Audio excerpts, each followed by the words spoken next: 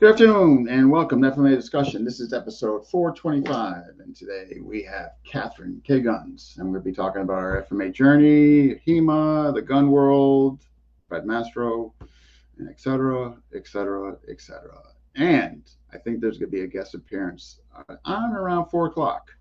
I don't want to give that name away, but you guys all know him. Better yet, his knives. I'll leave it at that if you haven't already figured it out, or partially figured it out. But at any rate, without further ado, here we go. Katherine is about to enter the torture chamber. Just kidding. Hello. There we go. Hey, how are you? I'm doing great. Thank you for coming on. I know you were nervous, apprehensive about initially coming on, and then you did the test run, and all that went away, I think. I hope. I still got butterflies. It's good. Oh, you're going to do fine. You're going to do fine. So before we get into, all the, I say eclectics, but what was your initial martial arts background before FMA, HEMA, and all that stuff we're going to get deep into? Um, if you're asking about initial martial arts background, I actually started in my late 30s. So there really wasn't any thing prior to that. Oh, so you didn't start out in traditional arts like most of us did, like it was Taekwondo or your Kempo or your kickboxing or anything like that. You started. So what was your first art then? That was with Joseph Harrison. I was working in the firearms industry, and the more advanced I got, the more I wanted to learn movement because I thought this just isn't enough. There's going to be a multitude of situations where the gun may not be appropriate or I might not have it. So, what are my alternatives? Okay, so what was he teaching? I mean, so I will here. Let me back up a bit. And Thunderdome with Dean Frank. Brian Cano, that's funny. Folks, if you're watching, smash that like button. Tell us where you're watching from. Thunderdome with Dean. The torture chamber. So what? I guess let me back up a bit. I guess the better initial question would be, what made you want to start training martial arts in your 30s? I know. When I got it more advanced in the firearms industry, there were a lot of things that were left out. I felt I didn't. I wasn't. Everybody always had the story in the gun store. Oh, I'll just pull my gun and end the situation. And I thought, well, what about de-escalation tactics and moving and just not putting yourself in that position if you could avoid it, or um, what if you just couldn't get to your gun or pull it, Drawing under pressure. or what if that was a bit too much? There was a lot of questions I had unanswered, and so I started talking to some gun friends, and I said, I think I want to learn martial arts. And some of them laughed at me and said, "Are you too old to learn that? You can't start that now." And I'm like, I'm going to do it. And so I got a referral for Joseph Harrison, and that's where it I started. assume he's Instructor. somewhat local to you. He was very local. So I would get done working at the gun store as I was a range officer there, and then I would hop right over after I worked, and I'd go straight to class. So I was there almost 7 days a week, So or whenever I could squeeze it in. so all right. So due to what you felt was missing or not being addressed, kind of catapulted initiating you to want to go into martial arts. So if I'm understanding that correctly, what was the style? What was he offering? Oh, that's the majority of the little certificates on the wall. He had It's quite got a two there.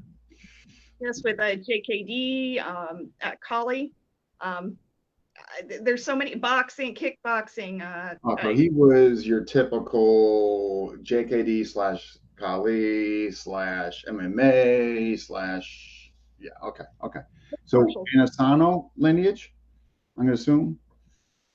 I'm pretty sure there's a lot of that influence that was on his walls. At that Yeah. time, I didn't know a whole lot of anything. That's okay. Even That's okay. a That's rookie okay. who.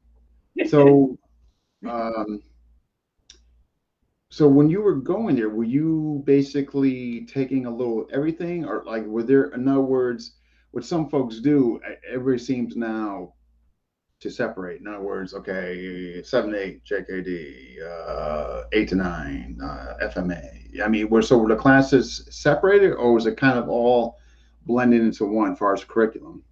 It blended all into one. It was very small. There's usually just a couple of students, or it was just me and Casey Lynn that would train, and that's what made the environment so good. We started out initially with an interview process. He wanted to know where I was coming at, what my background was, and Mm. I didn't know diddly squat. and, I, and Yeah, I yeah, came right. You're new. I mean, you're just, yeah. I mean, right, and I didn't even tell him I had any kind of history in the firearms industry um, until he did a test. I think it was like on the first or second day. He's very much interested in the firearms world too, and he was talking to people about you may not always be able to draw your firearm in time. A lot of people are out of shape or they just never practiced pulling their firearm. And or drawing under pressure. That's what I find the biggest. They can nail a freaking thing off 1,000 yards. But the reason why I mention that is because one of my friends is a firearms guy, and we did a kind of a cross training thing. And his whole thing was, could he draw under pressure? Me with the knife coming at him. And it wasn't. It was ugly in the beginning. In the beginning, that. However, though, he did get significantly better drawing, falling to the ground. I mean, actually, he was beating the 20-foot rule, and and all that. But I find that's again, far more about guns than I do. I wouldn't even attempt to say and all that. I shot a I BB am gun. very Um, humbled. Yeah, very humbled because in the firearms industry, I did a lot of tactical training and all kinds of different styles, but it was very humbling. A lot of the courses that I took with Joseph, because they yeah. were under pressure, it wasn't the same. And very eye-opening. One of my favorite tests that he did, that was right in the beginning, had to do with that tennis ball too. Um, he bounced the tennis ball off the wall, and by the time it hit the floor, he said, "Can you trace that?" So we had the blue dummy guns and holstered, and he'd throw it against the wall, and I see if I could draw in time and trace it. And first few times I did really good, and he was looking at me like, "What are you Yeah, doing?" yeah, yeah, exactly. I What's said, "I'm going on? very good at that. I'm a range officer." Wait a minute. What's going on here? Yeah. Yeah, and that's when it it was really good. No, I mean, I'm sure. Yeah, I'm sure it piqued his interest. Like, where's this? Excuse me, I'm just getting this headset ready in event I need to use it. If you're hearing some rattling, but I'm hearing everything you're saying. Yeah, I'm sure he was wondering, like, where'd she come from? Where's her background? You know what I mean? Like, which I is neat. appreciated it so much though, because I thought, I wished I had done that because I even taught holster draw classes too, and I was like, that just wasn't something that I would have ever thought of. But an a martial artist would. Yeah, I yeah. thought, how neat was that? And it was very So, good. so all right. So you went there with seeking specific needs that you wanted to address that obviously weren't being addressed in the gun community. Were they Right. being fulfilled? Yes, when I trained with him, a lot of things got unlocked that I think it may be because some guys in the gun industry didn't I didn't have the terminology to kind of explain what I was trying to figure out. And just watching it with every class that I took with Harrison, it was like, oh, that's it, that's that step. Because I don't want to, if I was doing rifle, I didn't want to hop. So how do you do that without kind of like bumping? How can you keep that steady? And people can tell you, well, it's just the way you walk, but I actually had to train that. And there was another very good one that he honed in a lot of skills. And then he actually, he taught me about room clearing, which I did not get that out of some of my classes that I took in the tactical training because he put a lot of thought into it. And Huh. it was very neat. It's like he filled in all the gaps, and I was like, Yeah, oh, yeah. this wow. So did he have an actual facility, brick and mortar, or was he more like kind of teaching out of his place, or? Yeah, he had a brick and mortar in Clearwater, and that was Harrison Martial Arts. And that now he's in Pontiac. I'm well, not Pontiac. I can't remember exactly. I hope he doesn't get mad. I know it's in Michigan, and it's the American Rebel training family training. And Okay. Oh, so he was an affiliate of that? no, that's his own thing. So he once he did Harrison Martial Arts, there was a time when that came to an end, and he wanted to travel the world and traveling to train, and then he ended up in Michigan. Okay. And Okay. And now, but present day, he's still in by you in Florida, correct? no, he comes down for seminars, and anytime that he comes down, I'm Oh, all over. you're all over it. I got you. Okay. Yeah. All right. No. That's neat. And I'm gonna get into the particular arts that you got from. But I just want to say we got some folks in here. We got Brian Canada, Chad Bailey, Eric Harris from Rome, Georgia. I hope the winter camp facilitated this. Winter camp. Chad Bailey, did you go to his camp? I did. Which one?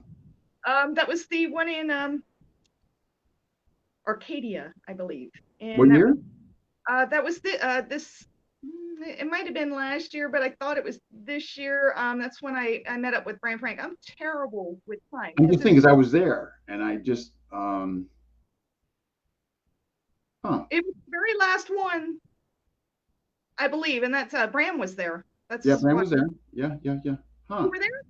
Ah, Yeah, I just, unfortunately, I came in Saturday, and I had to leave Saturday night. I wasn't able to stay for Sunday, but yeah, I was definitely there as well as the year before.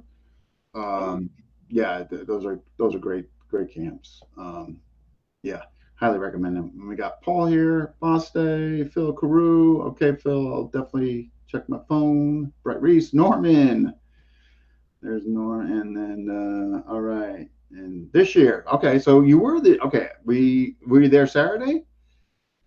I believe so. I can't remember the date. It was all a whirlwind. I was just so Chad, excited because I'm like, I'm going to be meeting my brother. you'd be right. You'd be meeting legends like Yeah. the year before. Dan Anderson was there. I mean, there was some, and Bruce Chu, of course, was there. I mean, yeah. It's just funny. Chad, was she there Saturday or Sunday? Yeah, maybe he can help me remember. Let's find It out. was Chad, the Chad day will that know.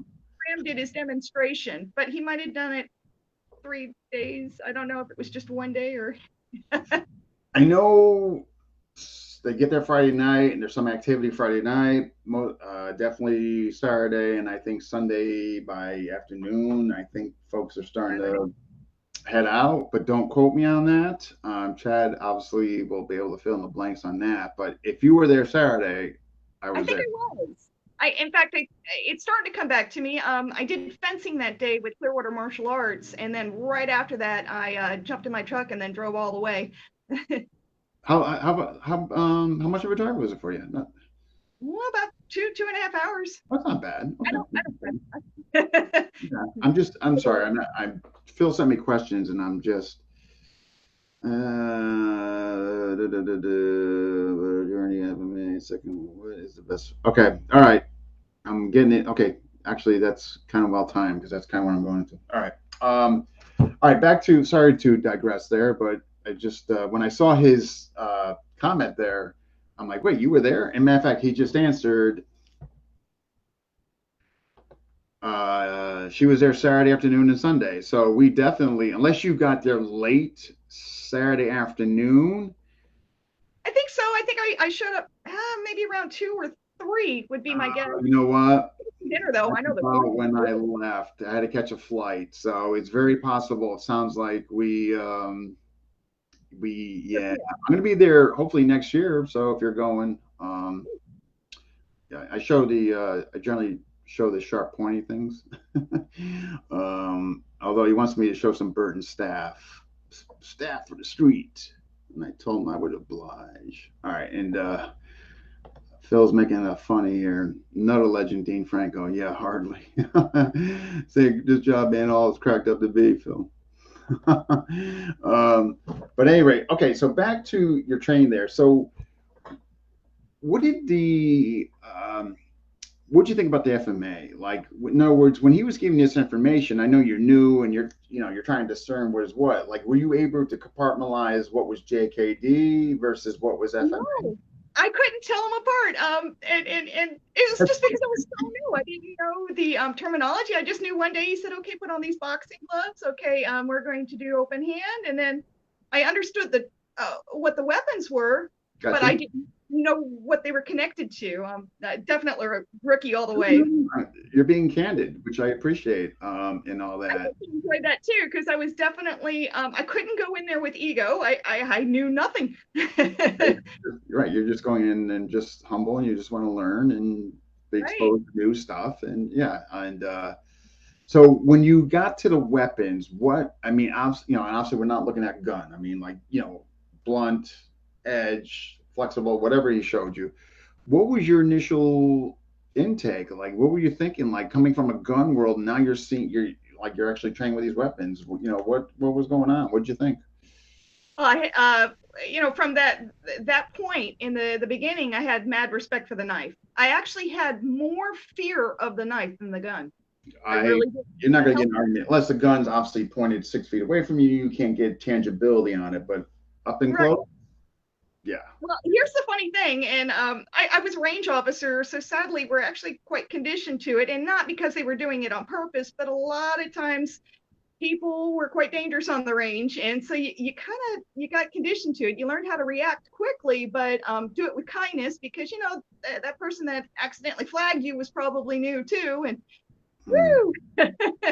um, Yeah, knife brings out a it whole changes. different animal. Yeah. I think the theory with females on that vanity. I really do think that women, or at least for me in general, I had a more of a fear of the scar and the cut. Never. um, Knife is ugly. I mean, up and close. I mean, yeah. I mean, there's no argument there. It's personal. You know what I mean? You're far away from a gun. You know what I mean? And I'm not saying that undermines fatality and the whole aspect of that and the lens on that, but right. up and close. Yeah, I'm gonna go into Phil's because we're kind of on the FMA track. Okay, so Phil's first question is, what was the most challenging part of her journey with FMA in the beginning? So, what was most challenging? Footwork. I mean, I had to learn how to get the footwork to work with the upper part, because that's the That's foundation. a very common answer. Good, yeah. Right. I had to learn how to put it all together. I'm still working on that from time to time because there's We always all are. We every all new are. instructor, there's something new.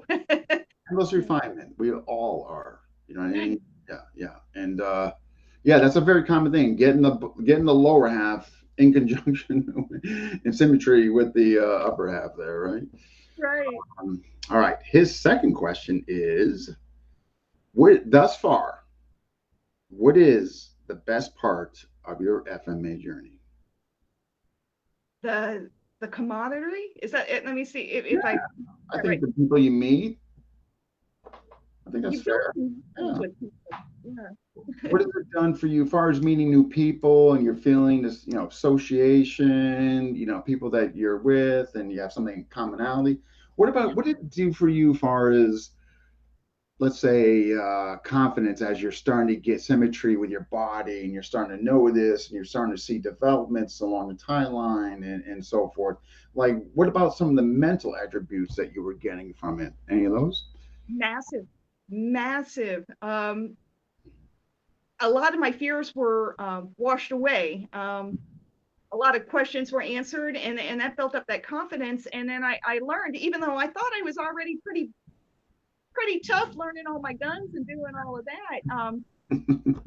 Uh, Once you learned how to just be able to present yourself and that confidence build up, you never felt like somebody might be lurking around the corner anymore. I mean, I'm always good with situational awareness.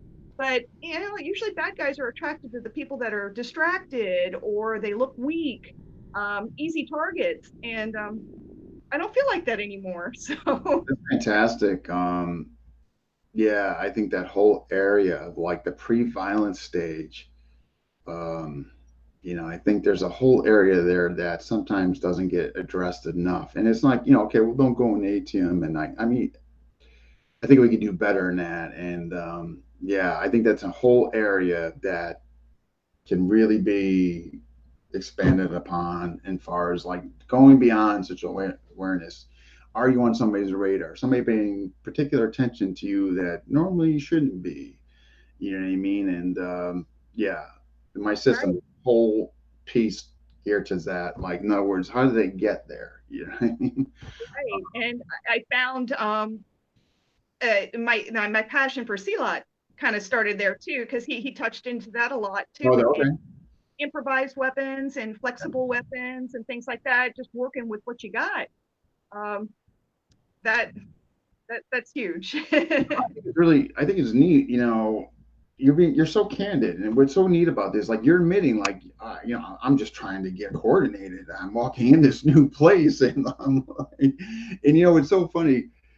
That's what happened to me. I came from a Taekwondo, so I saw the first UFC. So I go to, and he's still open, Ron Kowski in our state, and he was offering JKD, MMA, and not MMA at that time. It wasn't called that, but uh, FMA, of course, and all that. And I remember he was showing, and it's funny because I look back now, I'm like, what the hell is wrong with you? But Oh, I you get can, those flashbacks too? Like, oh my yeah, goodness. yeah, I can look back on him now and actually laugh and like and all that. But like Sinawali, I was a wreck. I'm like, what the hell is wrong with me?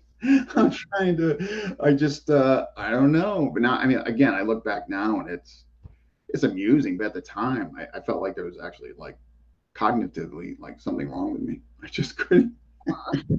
And yet, for me, I call that my portion of cognitive collie. Yeah, Throughout all the various injuries that I've been through, um, that one is so good for hand and eye coordination. they're It's using it for people with Parkinson. I mean, I had him on the show from California, and now, of course, the name is escaping me, unfortunately. And he's doing a lot of work with it, like the elderly, Parkinson's or on the onset of dementia, and they're getting some success. I think it's yeah. But much to your point, I agree with you. Yeah, I think it's great for that. Um, Carlito, here's as far as paying attention, and here's a great guy, Carlito, GM Carlito. In the wheelchair, I always pay attention. Yes, sir. And thank you for jumping in. And we got Phil, we got Brett. Yeah. Oh, here we go. Here's the guy right here, Catherine. If you ever get a chance, this guy's doing a lot of really good stuff with this. I have him on a show. It seems ancient ago, but his name is Paul McCarty. yeah, Cognitive Collie. Yeah. yeah. And in fact, it was Joseph Harrison that one of his seminars, he made that one of his a 4 hour courses discussing that, and Yeah. it was amazing. It was a really He's good course. So I didn't do it with McCarthy, but I got to do it with Joe Harrison. yeah. He's I think he's just I had him on just on that. I thought it was just so profound what he was doing. I had him on there. We got a question in you. All right, this kind of fits. This is from Brett. You had mentioned Wing Chun in the last test episode. How have you personally melded it into Kali, or was it from Wing Chun that you chose to adapt and add with your own personal flavor? I again attributed to Joseph Harrison. Um, I remember, I think sometime it's 6 months into training with him. He had to cancel a class, and I'm like, why are you canceling the class? He said, to be quite honest, I found a great deal on a Wing Chun, and I didn't even really know what that was. And I'm like, well, Oh, okay. a dummy? Oh, okay. I and I could sense of his excitement, so I'm like, yeah, this is cool. And when he came back with it, I'm looking at it and I go, well, what is this thing? And uh, he taught quite a few things on it. I still didn't have a full understanding of it, but he was very good with showing the purpose after he hit the dummy, then taking it to the person and showing, that passion grew there. And then down in some of my injury time, I bought my own, and when I got that, that was my therapy. And all I could do at that time, because I was so hurt, I was doing Hubot on it, and I was so excited. I messaged him and I said, I can do Hubot on a Wing Chun dummy. Yeah. And that was really neat. And so now I get trained with my new sensei, who found out that I have a love for that, and he is really starting to advance that. I've only taken 4 different times with him on that subject, but I spent well over, it was on a post I put on Facebook. I spent well over an hour and a half training that one section of it. I think he said it was it was one of the 5th drills. I'm not very good at it, but the drill I was good at. He was like, "You look like a natural doing this." So that was Yeah. So, all right. So you, okay. So obviously weapons. So, um, we kind of got your take on knife, and obviously the respect for it, and obviously the danger. What about stick work and all that? What was your take on that? loved it. It was so hard in the beginning, though. It really All the was. I could, patterns and so forth. Yeah. right, but like one of my newest aha moments with it. Excuse me. Um, training with my new sensei, that he taught me, and it was about the way that I was holding them. I didn't fully grasp the idea of it, and he said, technically you treat those, you can correlate those with swords, and how you hold them. Once I started training it like when I do with HEMA, because Mm. we're cognitive of what way the blade is going to cut and strike, and then I started holding the sticks the same way, of being Mm. cognitive which way. It opened up a whole new world. Are you It was talking like, about like knuckle orientation? yes, Yeah. Okay. yes, Yeah. Yeah. yep. Um, I yeah. didn't know that before that. I was like, wow, I've got quite a few years in, and it's always those little golden nuggets. Once Yeah. you, the aha moments, it's like, oh wow, that makes sense. Yeah. Yeah. No. No. Yeah. So now far as your current FMA training, what are you doing? um, wow.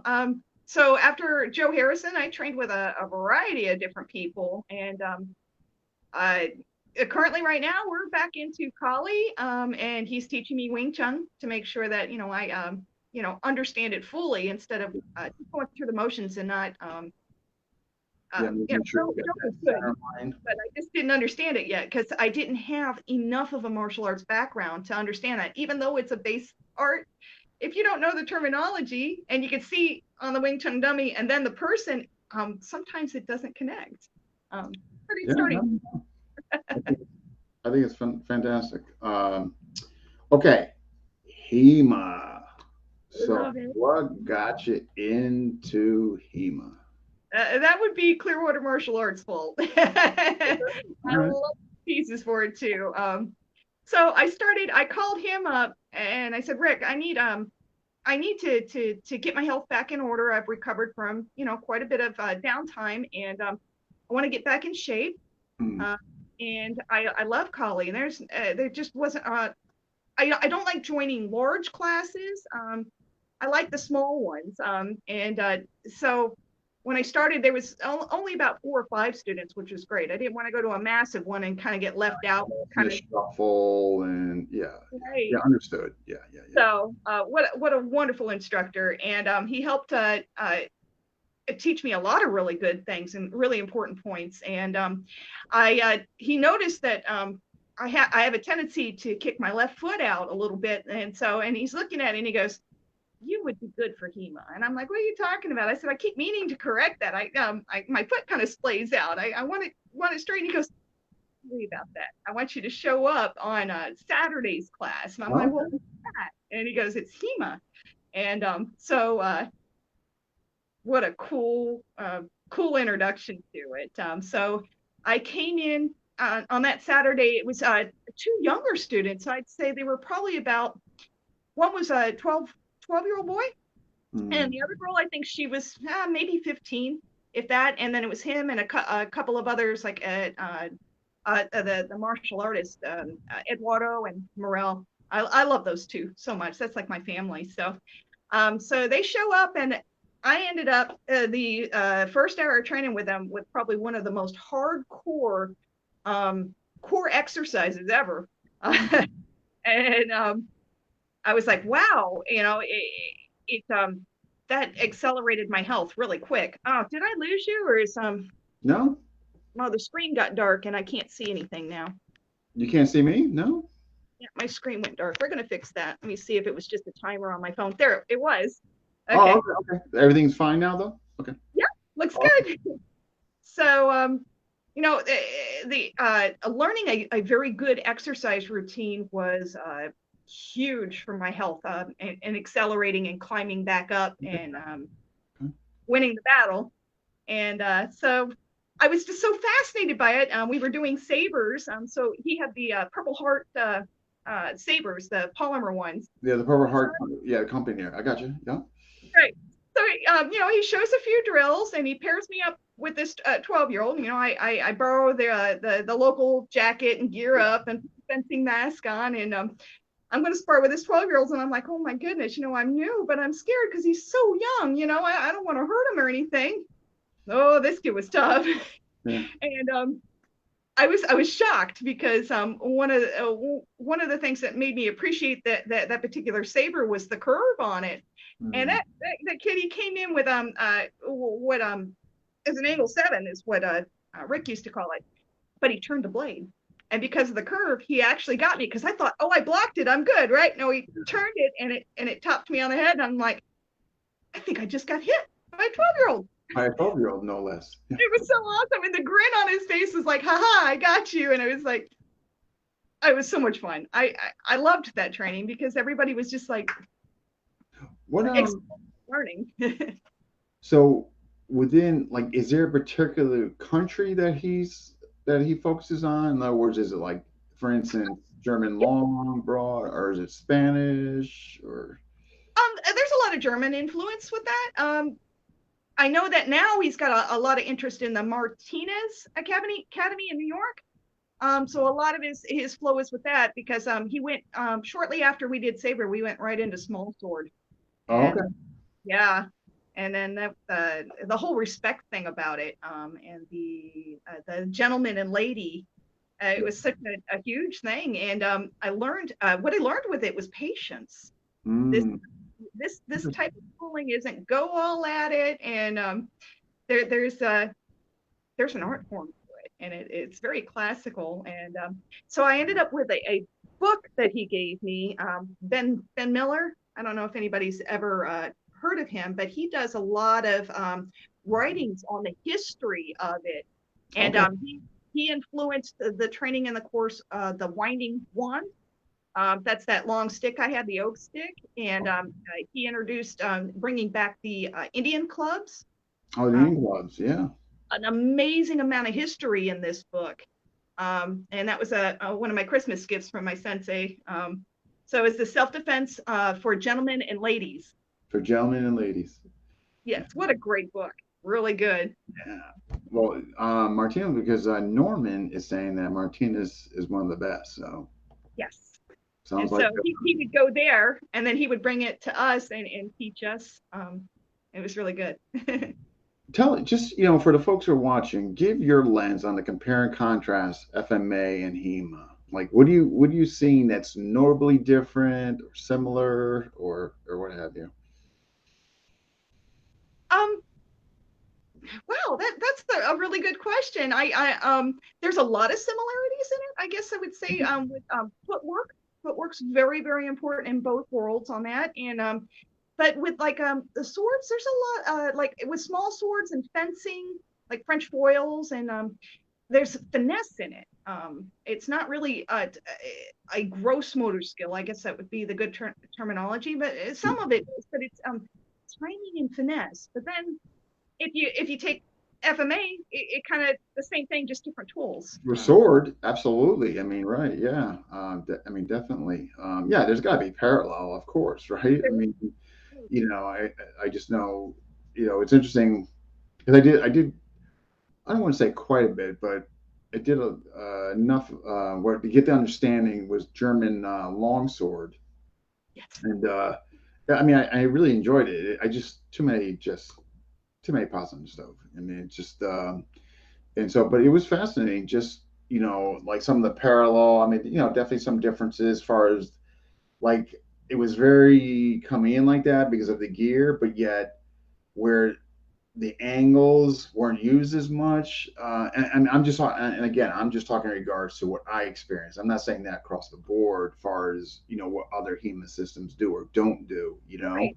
There's Um, only so many guards and so many angles, and yeah, and the same in Kali. There's only so many. That's why we kind of like do a lot of 12s.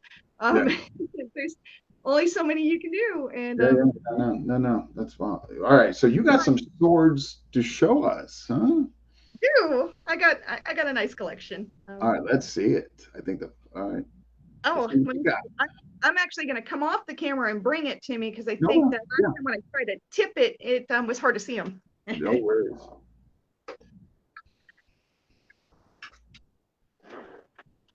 So this one's one of my favorites. Let me see the camera. There we go. For it to be kind to me. So, Yeah, okay. So what we got there? sword. I actually had to make this one. I'm really crafty in making my own gear sometimes because of cost and availability. Sure. So, let me see. It was Zen Warrior. They actually had the guard Okay. and uh, that piece right there, if I can remember what it is, but it did slip my mind. Sorry. But the Somebody might. knuckle guard and then the speed guard. And the blade, that was probably one of the hardest things to try to figure out because to order a really good small sword, you're gonna spend some money, about $300 or $400 Yeah. on up. It's limitless, Yeah. and so I was looking around in my collection for or what I had, and I actually had a rapier, and that's a triangle blade as well. Okay.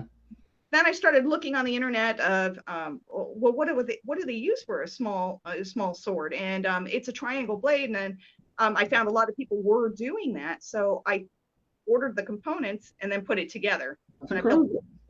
Good on um, you. Wow. nice pummel on there, Yeah. and The hand guard. You got the. I mean, Norman's asking, is that a French small sword? French. I think it is influenced that way. I don't know exactly. Oh, I would assume that it is.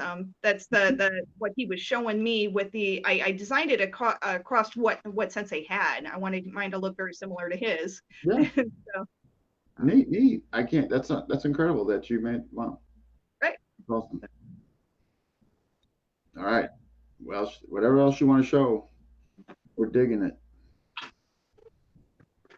And then this one, the Spanish one. Look I at love. So that. that's a beautiful Spanish French foil, and I got a really good deal on that one. Again, Zen Warrior, and so I love how beautiful it is. And so this one is a French foil. So this one is a Okay. thrusting one. So it's like that was another really nice gift to myself. I was like, I want that. Now, how long? Just how long is it about? This one is 36 inches. Okay. It's now 36 from handle all the way to end. Oh, tip. Okay. Yeah, I would say handle to tip, and if not, I got a ruler here. Let me I was see. just curious, is all. I just wondered in terms of the FMA swords, is all. But it looks like it's longer, definitely. Okay. Oh, it is. It is. It's a lot longer than the sticks. So, Got which also kind of changed distancing and range and everything, right? Yeah. Yeah. That's that was a great cross train is to learn beautiful. those. Um, Yeah. then I made my own sabers. And it's going to be so hard to see this one. I probably have to go back a little bit. You know what? Here, I could probably. Curved blade, I call the blade most. right? Okay, yeah. Can you just move it to your right? Perfect. Yeah. Right there. Right there. Perfect. Look at So that. a polymer saber. Purple Heart has them. And but every time when I first started training, they were out of stock, and we were starting to get a lot of students coming in that wanted to train it. But he only had a couple of them, and he was encouraging everybody to buy them, but there wasn't any available. So I talked to him about it. I said, can I look at yours? And I'm looking at it, the material, and I'm going, I've seen this material before. And he goes, what are you talking about? And I said, I think that's Starboard. And I'm in the upholstery industry, so I do boats and automotive and furniture and things like that. So it's like, I believe that's Starboard. So I started calling around and finding out if the King Starboard was high impact and I work with the material. And I found a sheet of it local, and I thought, I'm just going to gamble here. I am going to make my own swords. So I asked him, can I borrow yours? And I traced it out. And then I went to the shop, and this is so funny because the guys at the shop, they know I just got into martial arts, been around it. And they're like, what you building, Kat? And I'm like, I'm making swords. Oh my God, the whole team at the shop just lit up. They're like, swords, and so they all kind of jumped in and added their own little twist to it. Oh, you got to cut it this way because although I'm an upholsterer, I'm not a woodworker or cutter. Yeah, right. Yeah. Right. I understand of how to work those tools. So everybody kind of had their little hand and advice in it. And I ended up making 13 of them. I mean, from here it looks. Right. So I made 13, but they were actually black in color, the first group. I still make them because people always want them. And when they can't get them from Purple Heart, I'm like, that's okay. I've got a few. Yeah, that's wow. Yeah, you Right. might. That's awesome. Wow. And I named her. My first one, I named it Sheila. Yeah. She died in battle though. About a couple of months into it, I took a hard hit and I blocked it, but it snapped. And I was just Did the they look give of it an honorary Sheila. burial? For Sheila. No, I kept the pieces for sure. I didn't bury her. We got a question. I think you mentioned Starboard, but John Quest's answer is Starboard. Is that right? It's King Starboard. Mm-hmm. Okay. Fortunately, it's really expensive right now. Any kind of oil-based products, Yeah. they're getting pretty pricey. Yeah. So I scavenge around on market looking for scraps. It's the times where I'm sure it's anything to do with petroleum or anything based like that. It's not cheap. Yeah. Right. What else? You got anything else? What else you got? Oh, so much fun. Let me see. I guess we could. Well, are people familiar with the Indian clubs? I think I would say yes, but you never know. The benefits out of it are tremendous. So let me bring this set over. Sure. I made these too. You made those? I did. I made these. I wanted a wooden set. You can order a set like on Amazon or on eBay for pretty reasonable. $35 you can get a 2-pound ones. But I'm always that crafty person, and I started looking on the let me see if I can get them. There they are. I started looking at the wood ones, and I was like, oh man, the wooden clubs, they're beautiful. I want a set until I saw the price tag. It's like, well, I'm not rich, so they were pretty expensive. They get into collectors. Sure, if they're ornate, what have you, or any. Yeah, there's a lot of history in it. So crafty old me found I got on Marketplace looking for woods, and I thought, well, maybe I could round the wood, and but I found an antique headboard. And so the actual antique headboard, I don't know if you can recognize that, the 4-post bed. Yeah. Okay. So a junior. It was a junior bed. So I asked her, and I bought it on Marketplace, and I took that thing apart, and I found out that it's antique. It was 1935. Okay. So it's like, oh, so I still got the history in it. I preserved it, and then I put the ends on it and stained and dyed them, and they weigh at about 2.25 pounds. So they were perfect. And great. You made those. Wow. That's awesome. And I had a major shoulder injury. It always kind of like crunched. That doesn't crunch anymore when from you you. Wow. huge benefit to also and to HEMA training, because if you if you can swing these around for an extended period of time, you can handle a sword. Yeah. Oh yeah. And yeah, I didn't weighted weapons to your training and all that. Yeah, for sure. Well, that's man, good on you for making those. Wow. Yeah, I mean, I like the trying to figure it out and like, oh, how am I going to do this and how am I going to do that? I think it sounds like you figured it out. You're doing swords now, and you're at Starboard. You're doing Indian clubs. I mean, what else you making? I made my own HEMA jacket. So I didn't know in the beginning when I started HEMA training with Clearwater Martial Arts. Uh, I Googled HEMA jacket, but I didn't know enough about price points and Yeah, protection.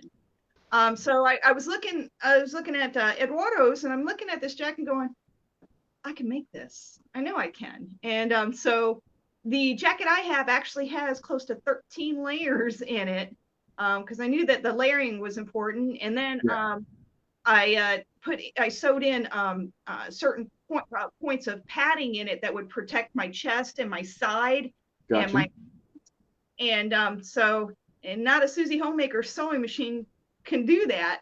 But I have this really powerful commercial sewing machine. I'll give you a peek at this one. Jeez, This is my look yeah, at that that. is my commercial walking foot. So Oh, it's a beast. Um, the foot lifts up to about 1 inch, which is important when you're sewing on heavy layers like I sewed. So this this jacket, and it weighs so much. It's super heavy, but I don't know if you can see yeah, it. yeah. Yeah. Wow. So the only regret on this one when I made it is the snaps. I wished I hadn't put the snaps on it now, but So what are you saying? You wish it was a zipper as opposed? oh, I've got a zipper on it, but the second one I made, I did it with just Velcro. Oh, okay. And I thought, how convenient is that? Because so a lot of times when I have to put my gear on, it takes a minute or two. So I I'm bet. coordinating Yeah. with the zipper, and then I got to do all the snaps because you can't just leave the snaps undone. You look kind of silly. I think Yeah. it's a respect thing too, that you be in Yeah, full you would have. prom. Yeah, you would. Hey, Brian's asking, what fabric did you use for that? Oh, there's a lot of different layers in there. I had that Gabinson is the outer layer. Okay. Um, I guess that's really it's a heavy duty cotton like duck cloth, Okay. very heavy. But there's like 13 layers in that or more. So I have in there denim because I thought Okay. denim piercing, because I kept thinking, well, what if one of the tools breaks and I could get pierced? That's quite serious. I don't want to get hurt like that. So I got several layers of denim in there, and the duck cloth, and I even silk lined it so that would be able to get it on and off easy. And I vented the whole back because this was the biggest thing when I first started training. I want to pull this up. Okay. The biggest deal um, with it was the heat of the jacket. Everybody was cooking. So this is the back of the jacket, and I did pick the red. So I was trying to match everybody else, but now if I had it to do all over again, I'll pick the colors that instead of trying to match everybody else. Yeah, right. I'm doing my own thing. But this is actually mesh, so it's completely breathable, and this is a marine mesh that they use in on boats. So my jacket is a lot cooler than most people because the whole back of it is mesh, so it's very breathable. Where You might everybody else, be onto something. Like, if they know that you're designing something that's just more comfortable to wear and not as hot while wearing it, you it's could be onto huge. something. Because Yeah. because when you're training, if you're dying of sweat, it makes it a lot harder. It's a great cool workout. You're going to lose weight, but I'd rather be comfortable too. So that That's fantastic. I mean, people, wow, that's really neat. All right. yeah. Got a few more minutes, and then Bram's here. He's gonna be. I'm sorry, he's gonna be jumping on. I shouldn't give that name away. Hopefully, nobody heard that. But we'll hopefully, yeah, yeah. All right. So the question, you partially answered it yesterday on there, which was fine. I mean, we can certainly go into more detail. Why do you think it is? I mean, you can kind of tie the gun community, but I'm going to guess that there's a reluctancy for, the women to kind of even join in on a male dominated, community there as well. And for instance, FMA, HEMA, what can we do overall, I guess, to get more women involved, whether it's martial arts or the gun community? Again, I'm assuming I'm correct that there's not a ton of women in the gun community, right? No, there isn't, and Yeah. I think it's all in the educational approach. It was one of the reasons why I seeked out Joseph Harrison, because his class was small. I knew that I didn't want to go into a huge class, especially knowing absolutely nothing. It was Yes. very intimidating. Oh, yeah, So, yeah, it can be overwhelming. Yeah, yeah, right. yeah. And I also, I just got lucky that the very first person that I checked out was the perfect match.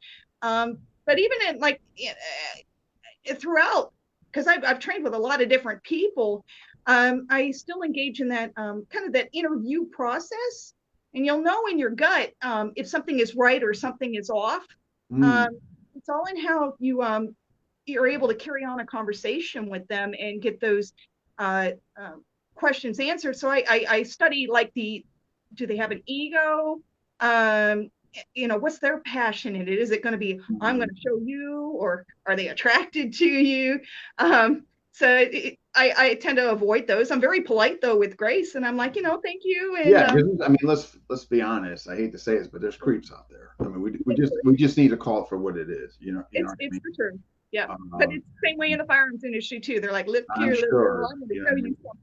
something. Let's be honest. Anywhere where you're gonna have a male-dominated sector, regardless if it's an art or whatever the community is, unfortunately, you're gonna have that element in there. You know what I mean? I'm not saying it's gonna be a lot, but unfortunately, there is gonna be that element.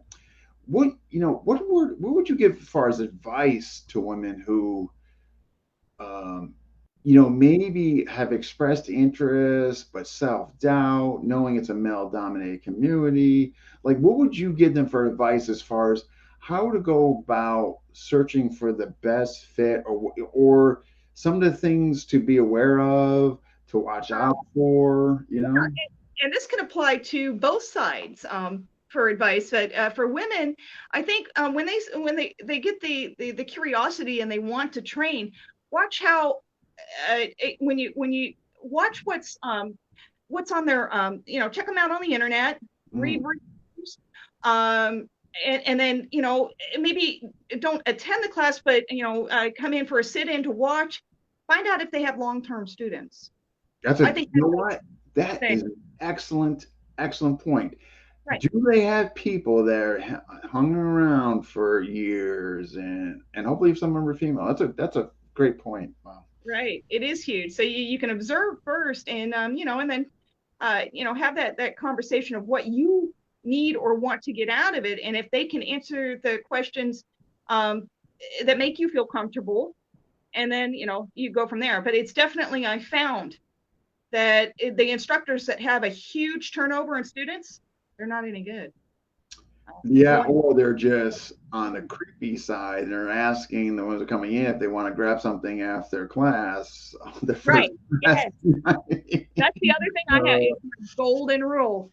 You don't date in the FMA world, because you don't want to lose if you develop a good relationship with it, and that forbidden breakup. Now what do you you do? know what I mean? Then the people are affiliated with her are gonna go away. Right. People are affiliated with him. Like, Right. that's just bad. You know You what? gotta keep those worlds separate. Bad, man. That's just bad. Like, matter of fact, Brian just said right here, yeah, yeah, don't date your students. I mean, if you could, I mean, I know there's stuff happens and it's meant to be and all that, but I guess my point was don't go looking for it. If it just Right. happens out of this, just universes just coming together, then and Right. it's meant to be, okay, but don't go looking. You know what I mean? Yeah. Usually for the females, when they're looking for training, there's trauma involved. Yeah, they're They're not looking looking. The for last thing they're looking for is Right. yeah, somebody to become, to date or become romantically involved with, right? Yeah, watch out for the guys like Dean and Danny. They train with everyone. Catherine, I'm everywhere. I will find. Yeah, I'm starting to get into the creepy phase here. So when you see me next year, if you see me at Chad, you're gonna have to be like, Okay, I am the weapon now, so. and I know how to use it. Okay.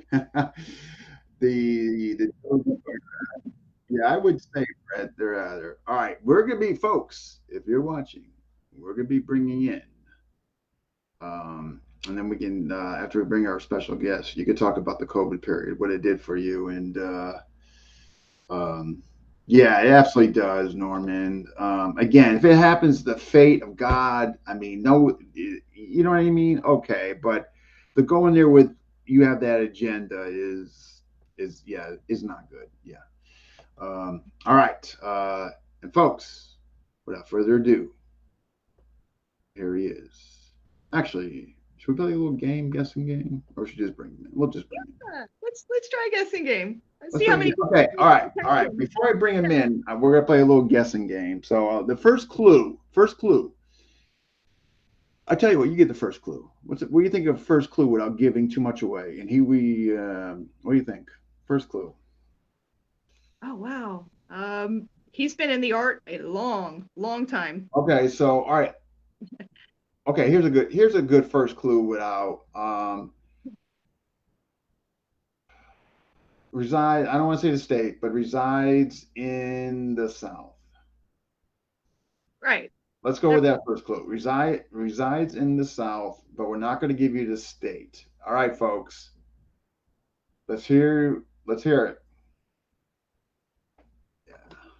Yeah, exactly, Brian. Romance can happen. It's just the energies. You just can't stop it. It's just meant to be. Yada yada. But the predatory power, absolutely. right. And women can smell that a mile away. I'm just saying. Yeah. You can tell. Well, it's not me. Okay, Danny, that is true. All right, folks.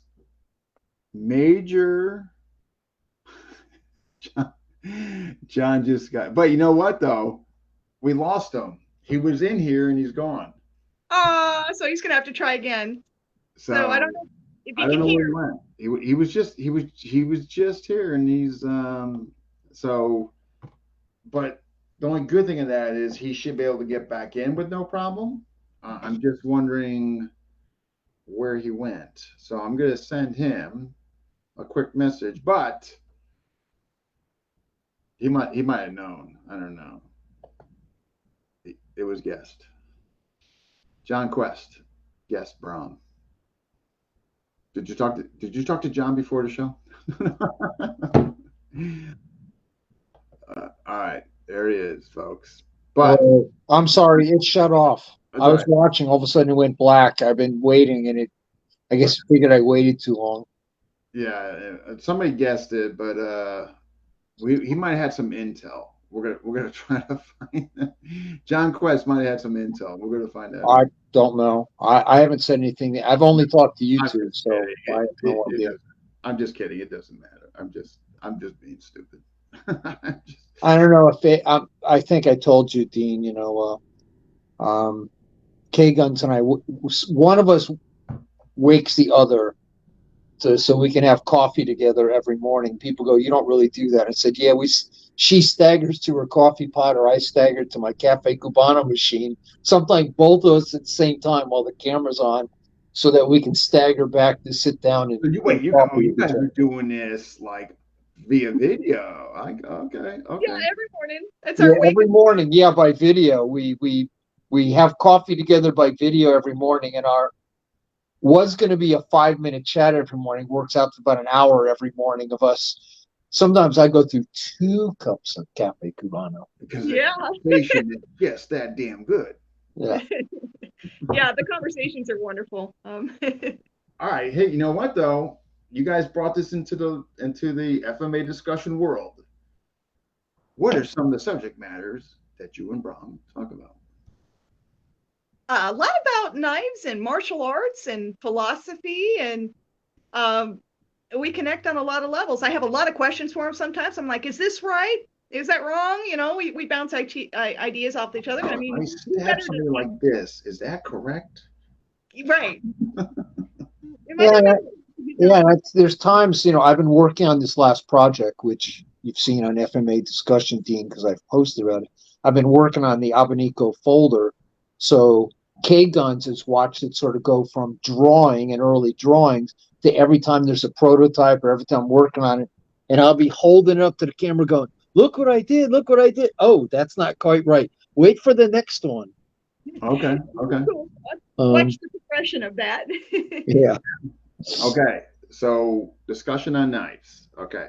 And all right. And you mentioned when we talk FMA about, different ways and she's one of the few, that has Wing Chun background. So, a lot of my entries are Wing Chun. So we talk about, like with buoys, because of 8 Bart Chamdo and 8 Chop, I've translated a lot of that to FMA and to buoy work.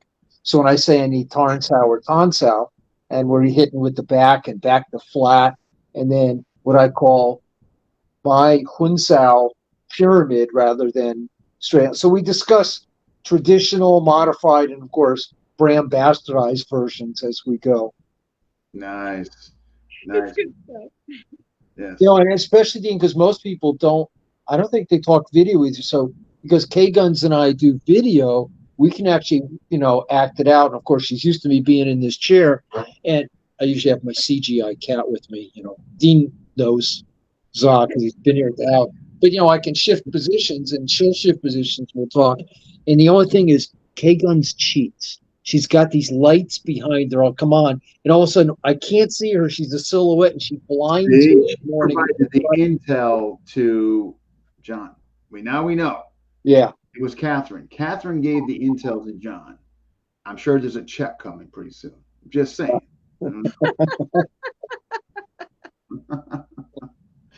Morgan, no problem. We did get your question though. So Morgan, she did answer your question, just so you know.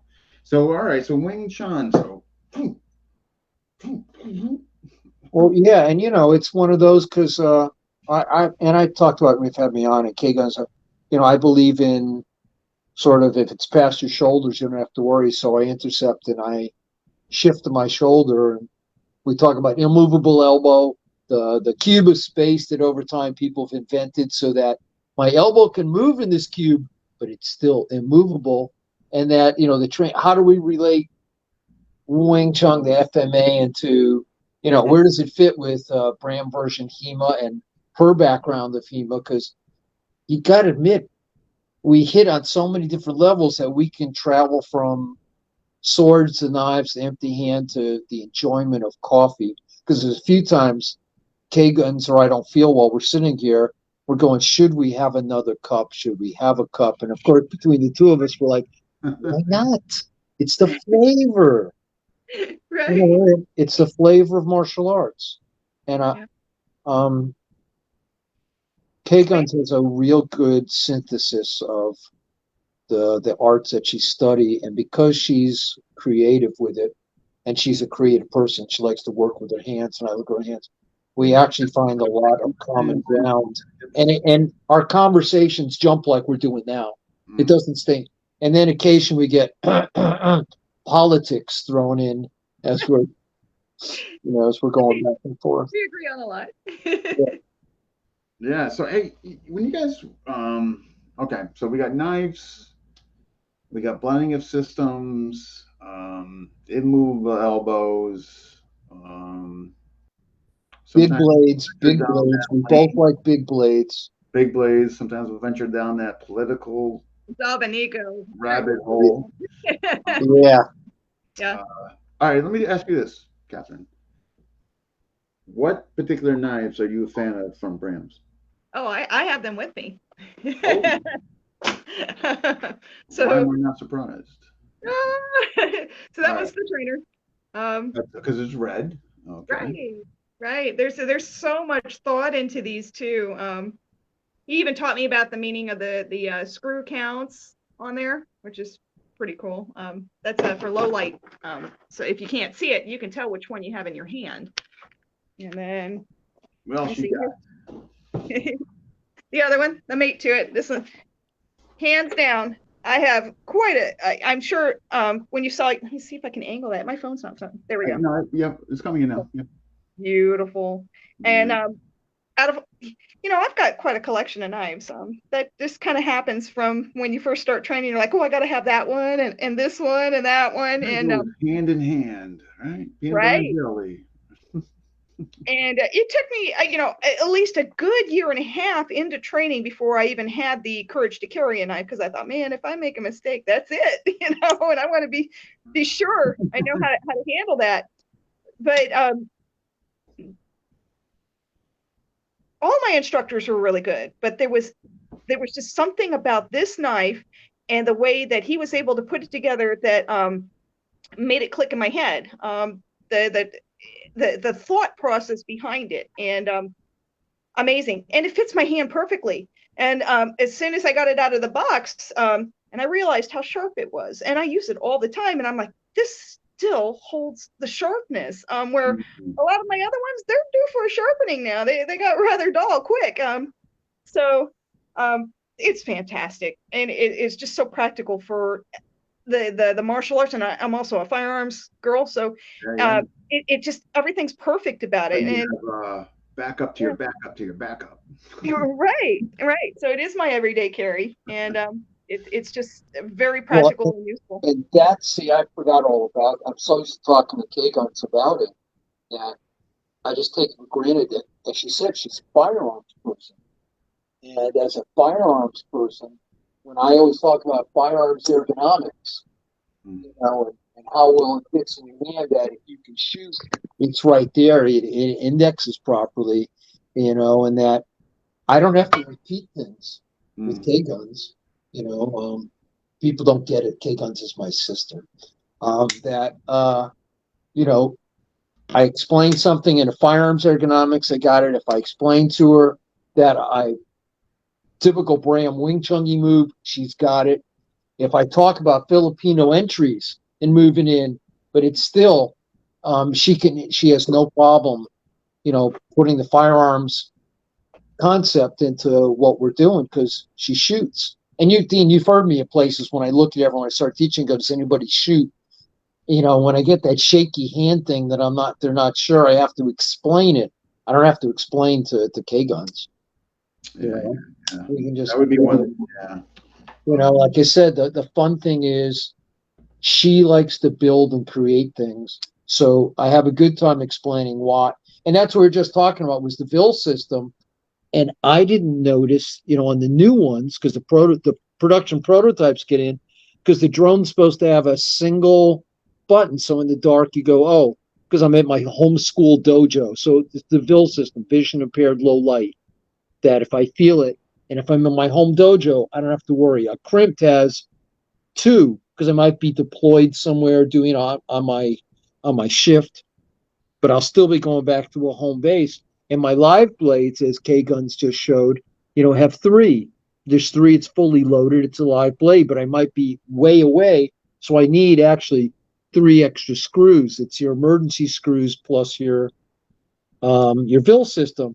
And I'm showing her the new prototypes. I said, see, it's got the 3 right here. And I pulled up the new trainer drone, because I'm working with a new set of guys in my custom factory. And I went, oh, there's 3 screws, not 1. And I went, you know what? Most people don't get that I have a VIL system for Braille, that I've designed it for in the dark. And it came because years and years ago at E.F. Chang's at a SHOT Show, very bad lighting, and there people are drinking. And I put something in his hand, they go, how do I know if it's sharp or not? I said, feel for it. And they, oh, what's that? I said, it's my vision impaired low light system. And they went, oh, I can tell what it is. I don't know, I don't have to see color. I said, exactly. I don't think anybody except for me and my CSSD family ever use it. So the fact that I decided to put 3 screws, I'm like, you know what, I might just leave it and go, you know what? It's 3 emergency screws because this is my new military folder. It's not just for regular people.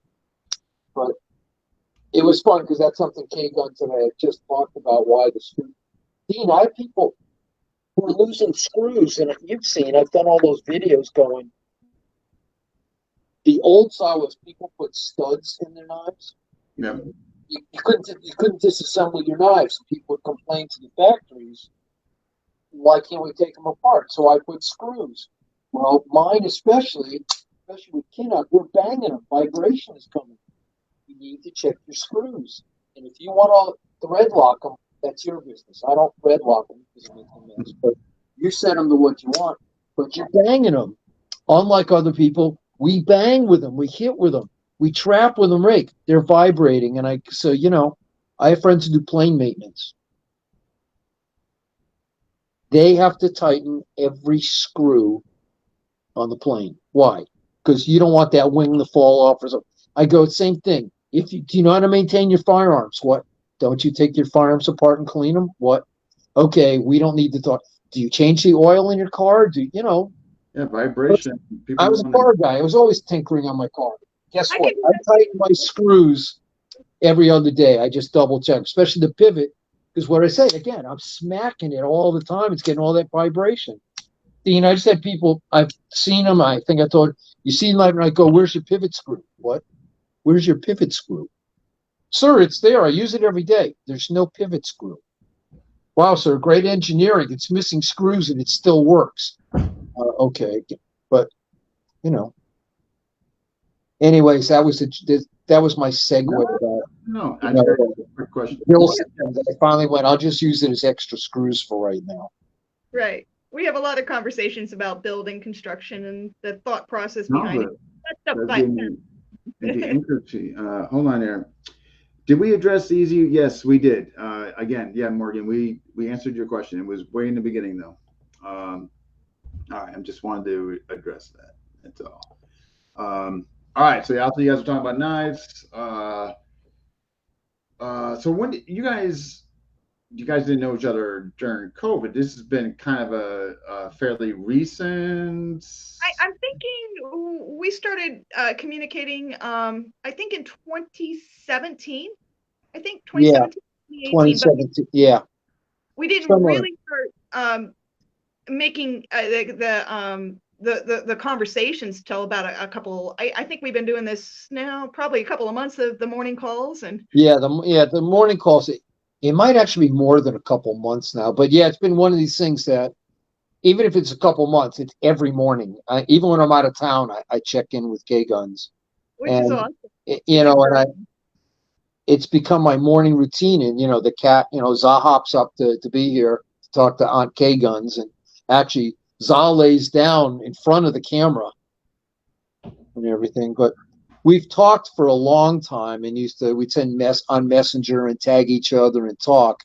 But yeah, the coffee thing it was just one of those things. I think I called on Messenger, didn't get through, called on Instagram, and she answered.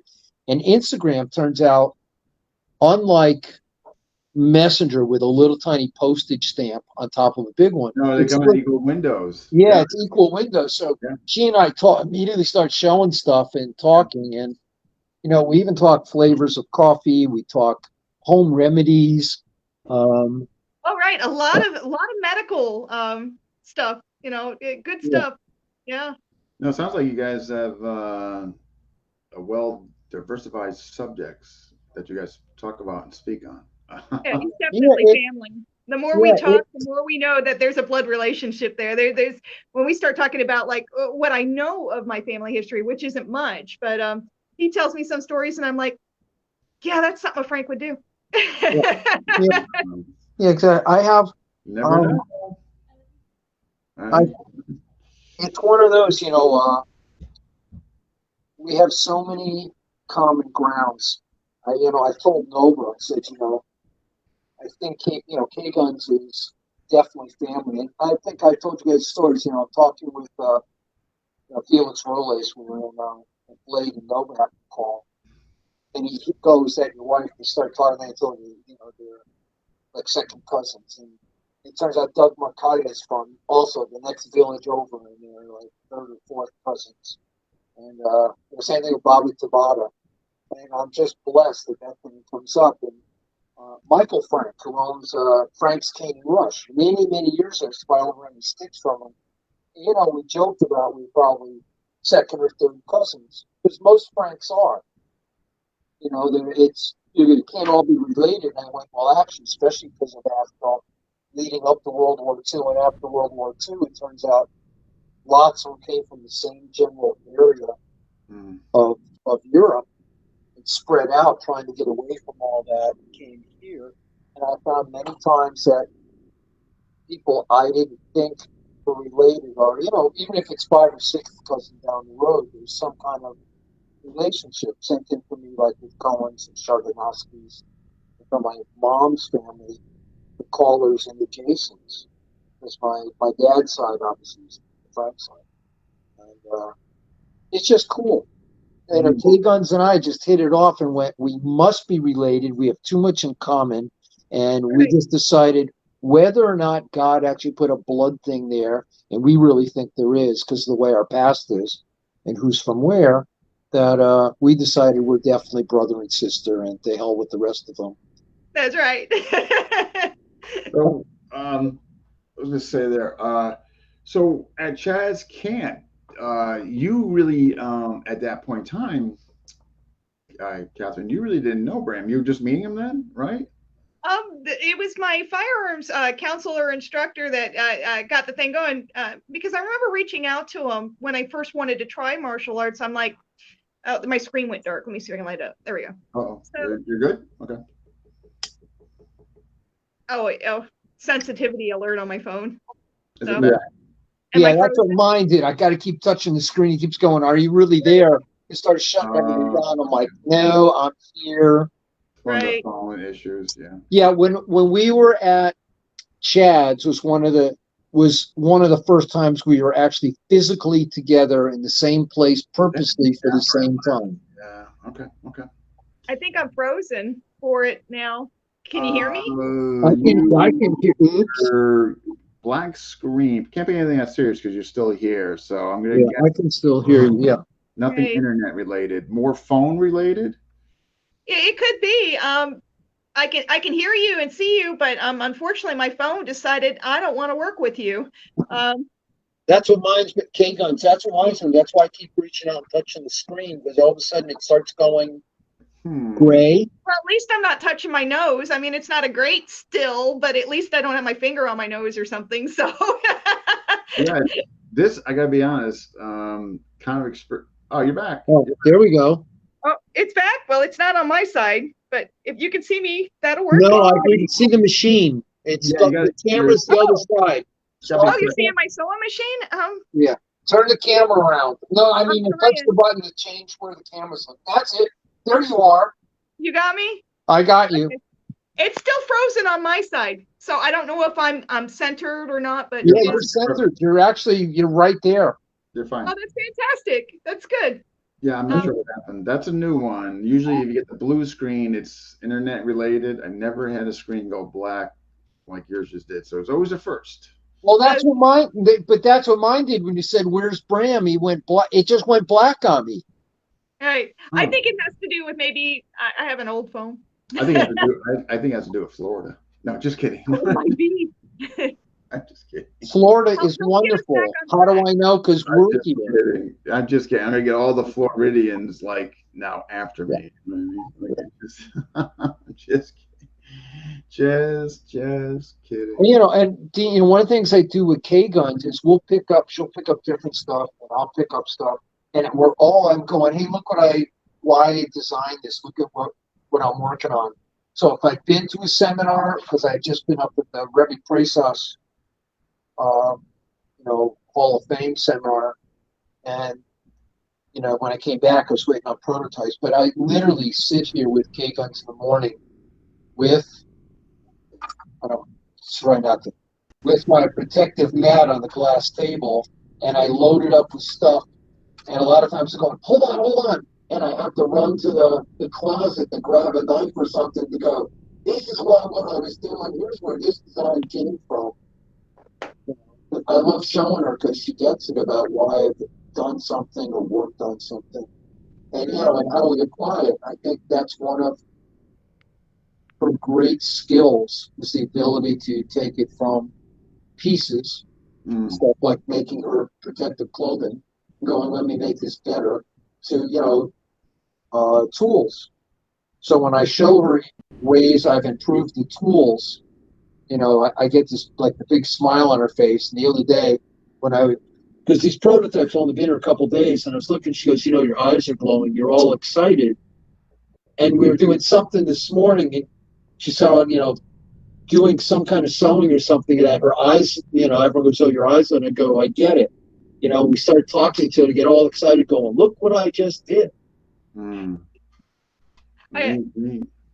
I have a huge fascination for building, and that's why I got into sewing and in that world. I'm really good. Kind of proving it, the stuff you showed. I mean, that's pretty clever. Some of the stuff you were working on and all that.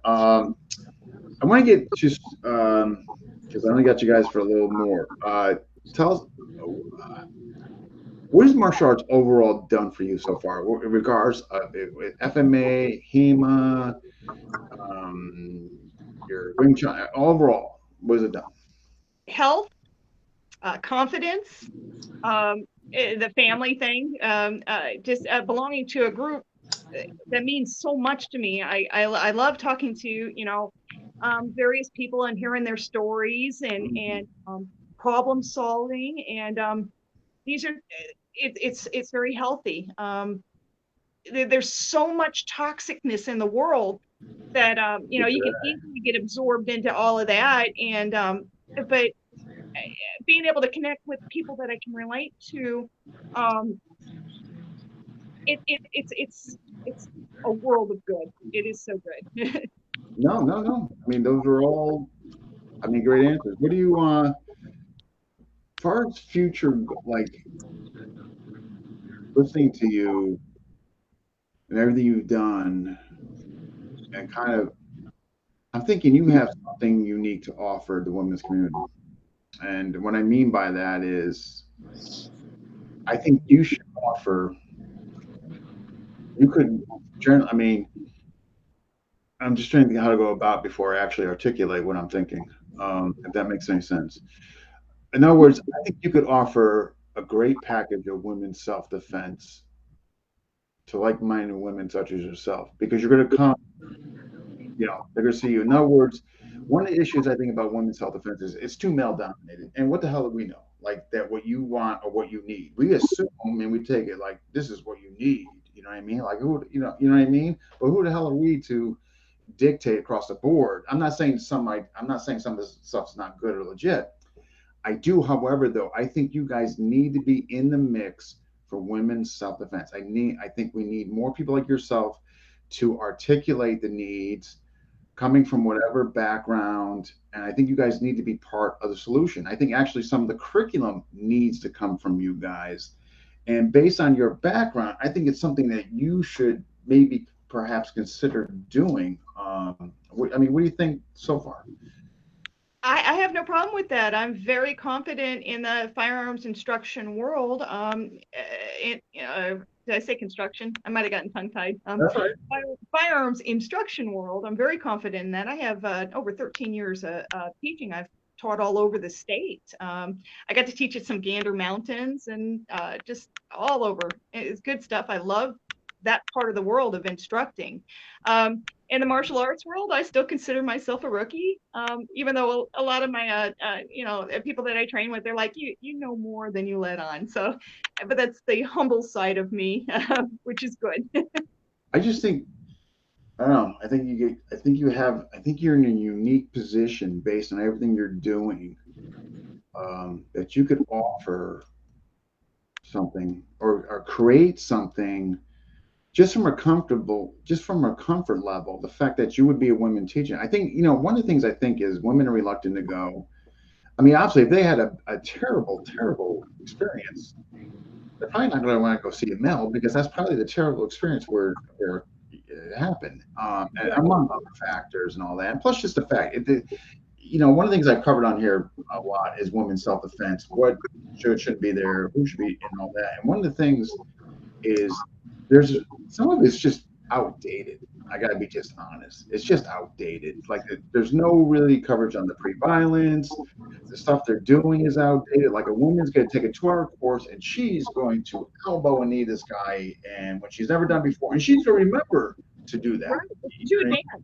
If you throw a whole lot at her, it's too advanced. No, it's absolutely. And I think women's self-defense. This is where I'm completely blunt in this. I think now, when I say this, I think there's a hierarchy.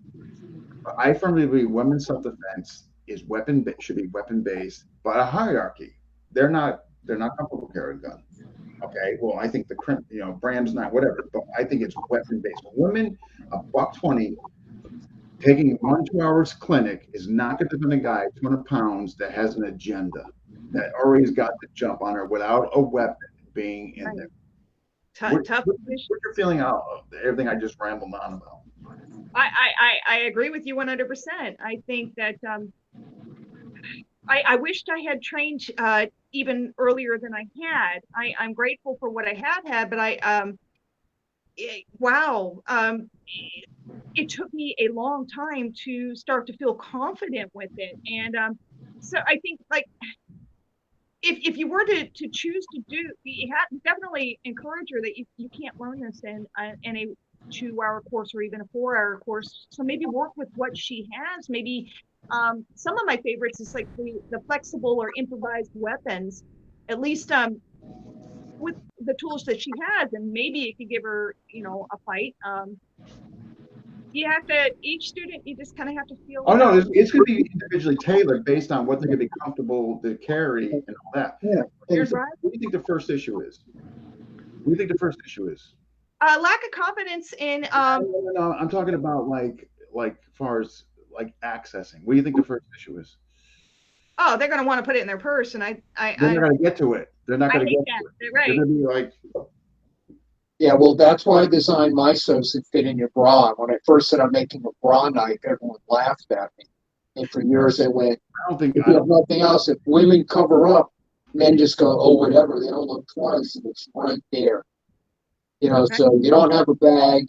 You don't have it in your pocket. A pocket's not bad, especially with today's clips around me. But if it's in your bra, it's right there, and guys don't think twice about a woman covering up. Have it out where here's another question for you, Catherine. What would be your hierarchy for weapons that you would introduce potentially for them to carry and potentially use based on their comfort level? What would be your hierarchy? For women. For women, think about blunt, pointy, edged gun. What would be your hierarchy on all that? The gun is the start. I think it is. There's the training you can get out of that in a few good courses. You can get the concept down. Not training of it. Not the training, but identifying what would you're coming up with this system. Yeah, what tool would you carry first? What's your primary tool? What your methodology? You would have this hierarchy of what they could choose based on their comfort level and all that. What would the least restrictive? What would it be? Oh wow. Here's a suggestion: tactical pen. Okay. What would your next? A tactical what?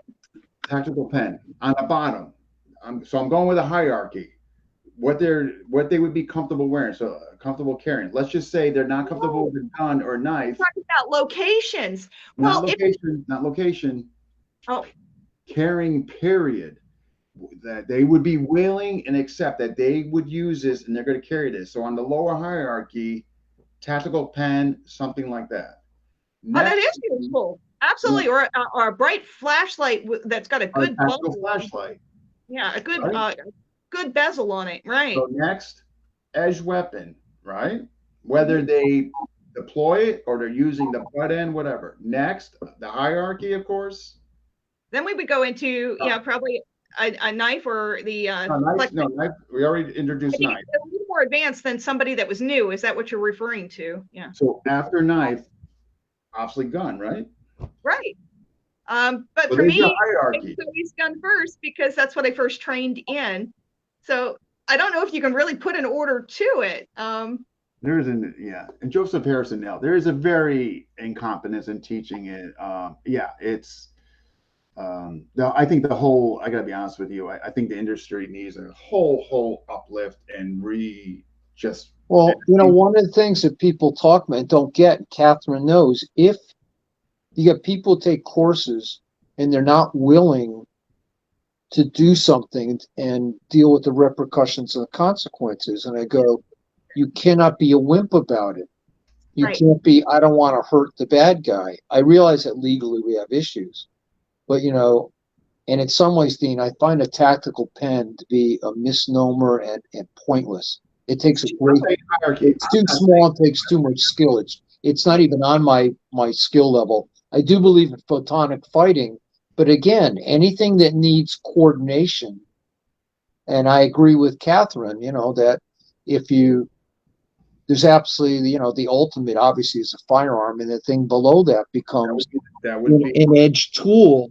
Yeah, well, the bottom of the pyramid doesn't count because you're asking my wife with 100 pounds. What the hell is a 100-pound woman going to do with an impact tool and a small impact tool? I'm not saying. I'm going to stick it in their eye. I'm going to do. It's going to take you by the head, mash your head through the floor a few times, and throw you on the side. And Mary used to work with Graciela, and they both would stand up and go, "We're different sizes, but everyone cuts, everyone bleeds." And that same thing, if I shoot you, everyone bleeds. What do you do? But you have to get women to understand. I had a few women who were subjects of domestic violence, and they still would not protect themselves. They don't mean it. I don't want to harm them. Hey, the biggest thing is most guys are used to some kind of ego or sport or contact, but more and more women are doing contact sports. Sports are great to teach you that you have every right to win. Screw this participation trophies. You're supposed to win. And in self-defense, the women have to understand I need to survive and win. Yeah. Right. Oh, it's a good conversation what you just went into.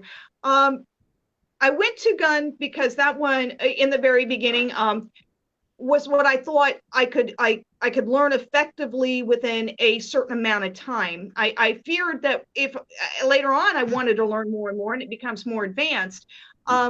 In the situations of like domestic violence, the first thing is for me, I had to get away. I had to love myself enough to know that I didn't need to do that.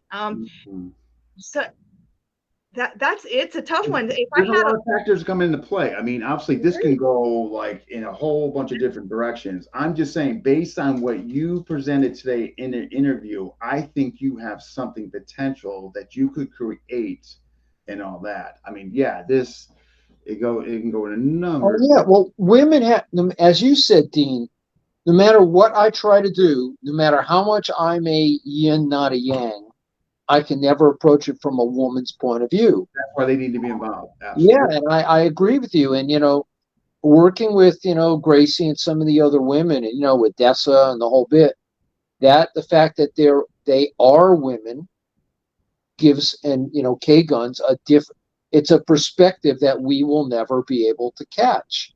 That's it. There's an emotional content that goes with it.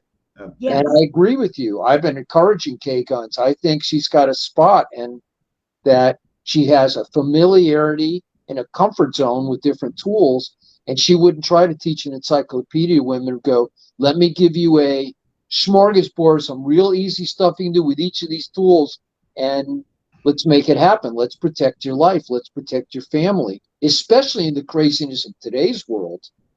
Right. I agree. KGuns is in a perfect spot to step up, hint, hint, and start doing special women's self-defense based on, the KGuns methodology. I think it would be great. Unfortunately, would you come on for a part 2, Catherine? I would love to. All right. I'm going to map some stuff out for you and because I think you should do this, and I'm going to help where I can for you to succeed. Okay. How wonderful. I think you should, and whatever. I just think you're in a position based on your past and your training that you could really offer females something really good than what's currently out there. That's a heavily male dominated industry that's not updated, that generally sucks. Not all of them, of course. No, But yeah, so you'd be interested? I would love to. I Right. would love to make my Write mark. it down. I got you. So I don't want to hear, I'm getting cold feet and I'm nervous. No, it's only videos. Yeah. All right, okay. This is wonderful. And I'm sorry, I would check. I got like 5 things that I need to do like yesterday. But at any rate, this is wonderful. I told you would do well. See? Yeah, I'm shocked. We've gone well over an hour and a half, and I was worried I didn't have enough to talk about. I know. That's what she told me early this morning. What do I do when I run out of stuff? And I'm like, I'll just sip my cafe cabano and not respond to that. Tell her, don't worry, just talk. She's a fountain of knowledge. She really is. She just, so. I want to meet with you though before we do part 2. I want to just give you ideas because I want to just be suggestive, but I want you really this to come from you and all that. Sound good? That sounds great. All right, I'll definitely be in touch. I definitely absolutely be in touch. But you rocked it today, and thank you for jumping in, GM, as always. Welcome. Thank you for having me. Oh, KGuns and I talked, and I just want to toss it out to you. I was talking about the new knife, and I know we've done knife shows for. She goes, you ought to do a show because we talked about the development of the newest one and how it applies to military and martial arts guys. She goes, you ought to start from your drawings because people always go, I can do this, I can design it. It's been 20 years in the background and 3 years of development to end up with this prototype. Yeah, it would be. But I didn't post this one yet. I have some Dean that I just did, but this just came 2 days ago, the day before. Oh, nice. So yeah. Right. But anyways, if you have a blank spot somewhere, I'd love to do just about how the design evolves, how you design something for use. Yeah. No. Realistically, okay, we're gonna have to do a part. I could probably make. Yep. August. Let me see. That's no worries. My birthday's in a few weeks, and I'm prepping up for my 70th birthday bash. But it's not a rush. It's just keep it in the back of your head. No. If you have an open spot and go, you know what? Let's show how it goes from idea to application of trying to put the martial arts into the tool and how long it actually takes to go from a drawing to a functional production prototype. Because people think, oh, I can do that. But just like the people go, I'll go train in martial arts and be an expert in no time. 20 years later, we're going, I think I got that. I think I can. Anyways, just a thought. Anyways, Katherine did great. Katherine is absolutely wonderful. I was talking behind the scenes to Dean going, you're absolutely wonderful. I've been posting. Anyways, thank you both. I will see you tomorrow morning, young lady, for coffee. Yay! All right, guys. Thank you, Dean. All right. Okay. Bye-bye. Bye. Just stick around for a couple minutes, okay? I'm going to put you on the bottom. All right. Don't worry, I'm not creepy. You guys haven't moved since it froze, but if you can see me. No, I definitely could. Yeah, you're moving. I mean, I'm seeing you fine. But I'm gonna just wrap this up, okay? Okay. All right, folks, that wraps up 425. Who is next? I know the names, I just don't know what order, but here we go. We got Maya Powell at the end of the month. Darren Friesen, can't say enough about that guy. Huge fan of him. He's coming on. Moni Velez, GM, supposed to be coordinated with Master Eugene. So that'd be definitely Blent Walk. And Terrell Richardson will be coming on. Those are just 4. I think there could be a few more. But least you know those 4 are coming up, right? Okay, and I'm going to try to squeeze in, as you guys just heard mentioned here in the show, I'm going to try to get Katherine sooner than later to piggyback off the momentum. Okay, so like maybe early next week. But we'll find out. But at any rate, if you haven't already, subscribe to FMA Discussion, where all our proceeds go to charity. We do not keep a dime. It all goes there. So you're actually helping us. You're actually helping people when we give them money. All right, folks. At any rate, I will see you guys next time. All right, take care.